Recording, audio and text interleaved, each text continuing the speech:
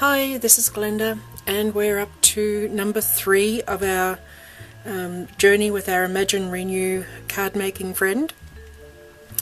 And she's come to us and said the dreaded words, "I need a masculine card," for a teenage boy. So a lot of the masculine cards you tend to keep more simple, not always, but it's an easy way to go.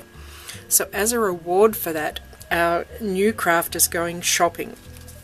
She's going to get 2 things, a corner rounder, and it doesn't have to be fancy, it can be a simple one. There are all sorts on the market. I have got lots and lots and lots of corner punches. The one I reach for most is the rounder. So, I mean, I've got a corner trumpet.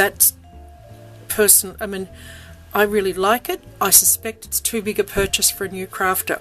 Here's one I had before I ever started doing cards. I just really liked the idea because I'm that kind of person. I'm not sure what I've ever rounded before I made cards, but still.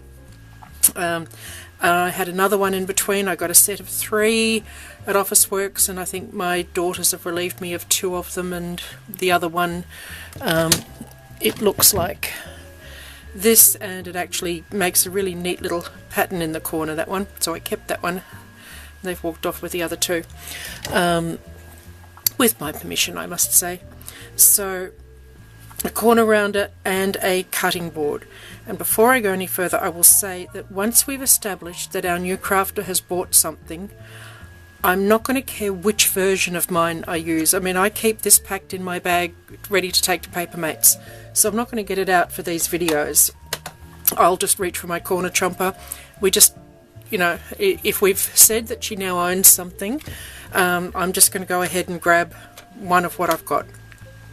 Okay, so she's agreed that a cutting system is a good idea to have. She's not sure how much she's going to get into it yet, so she's going to buy something cheap. If she does, I suggest the minimum thing to get is something that has an arm that pulls out so that you've got the length. Because if you've just got a little thing like this that only goes up to 2 inches, it's going to drive you insane. I had a cheap one that came from a $2 shop or something, and it was so much rubbish that it just wasn't worth anything. You know, just don't waste your money.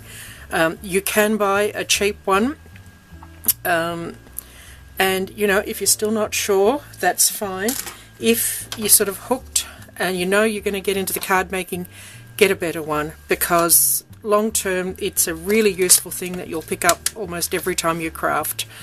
I got this one for taking to Papermates. It's already in the obsolete pile because I then got this one because it opens out.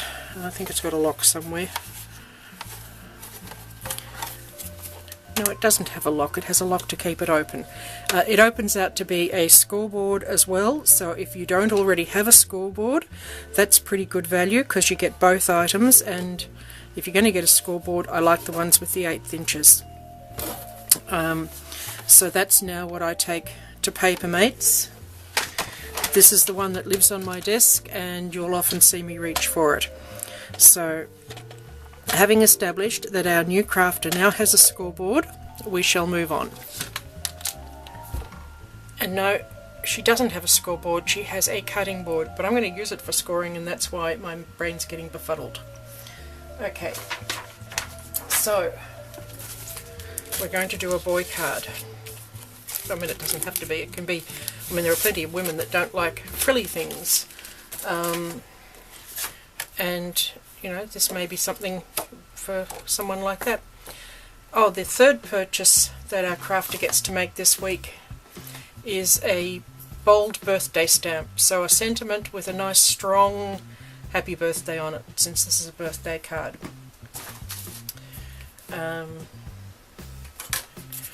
So now we've got a scoreboard. Of course we can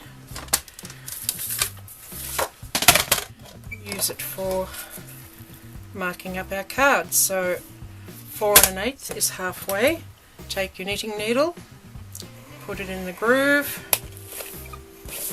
And we've got a nice score down our card for folding on. And we're that much closer to looking like professional crafters. One other thing I should mention, if you get this one, it has a built-in bone folder. So if you don't have a bone folder, a cutting board and a scoreboard, this has got to be the best value. It's We Are Memory Keepers one, and it matches all their other boards they've come out with, and it is designed to trim and score. So, that's, for a newbie, I think that's a great one. Not sure whether newbie is a good term. We all bandish it around in terms of new crafters, but I guess it doesn't mean anything. So, our masculine card, we are going to take our black ink up our stamp really well, and stamp down. Again, holding it to let the ink transfer.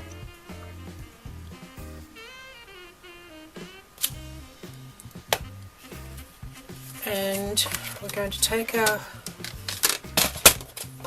cutting board and, what's that, about ½ an inch in, take our knitting needle. We're going to score a line not quite to the end. Move it across ½ an inch. No, that's 3/4 of an inch. Make it half actually. A bit impromptu here. And go down not quite as far as the first one. And we're going to flip it over and score in those same grooves so that the dint will go the other way. And it was just the first time I did this, I added these afterwards. I decided she was going to be allowed to have this cutting board when I'd finished the card, so I put my scores in afterwards, and it was easier to do it there, flip it over and then do it again, because I could see where I wanted them on that. I hope that makes sense. Whereas this time I'm just doing it by measurement, so it doesn't matter so much. But, okay.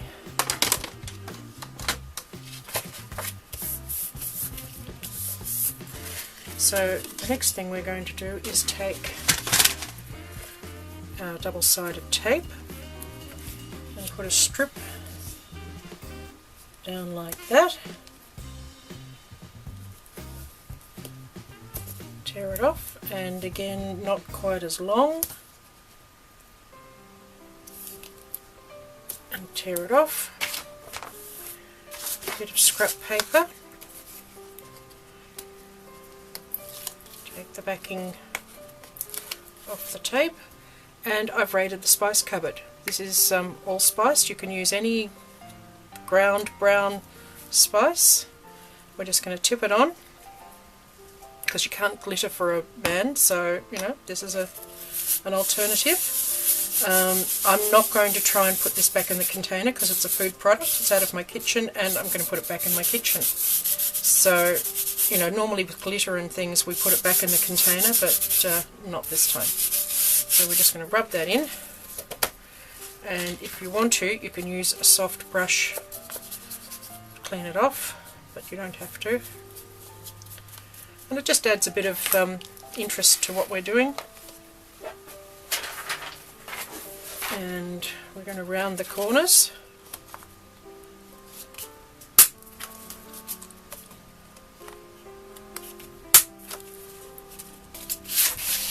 And I should say, of the 3 new products our crafter got this week, the only one she had to get was the sentiment stamp. So, if your budget doesn't stretch to that, don't sweat it. I just wanted to start introducing some tools, or this series is going to go on forever if she never gets to buy anything. So I've got my blue, or whatever colour you want, water-based marker again, scribble on my acrylic block, take the water spray, and the little soft paintbrush we had before. I'm going to wet that and tap it and just do splobs, splotches, dots. I mean, you do not need to have a stamp that does paint effects like this. Just put on as much or as little as you want and call it done. So there we have masculine card. Fairly simple, and yeah, that's today's lesson. Thank you.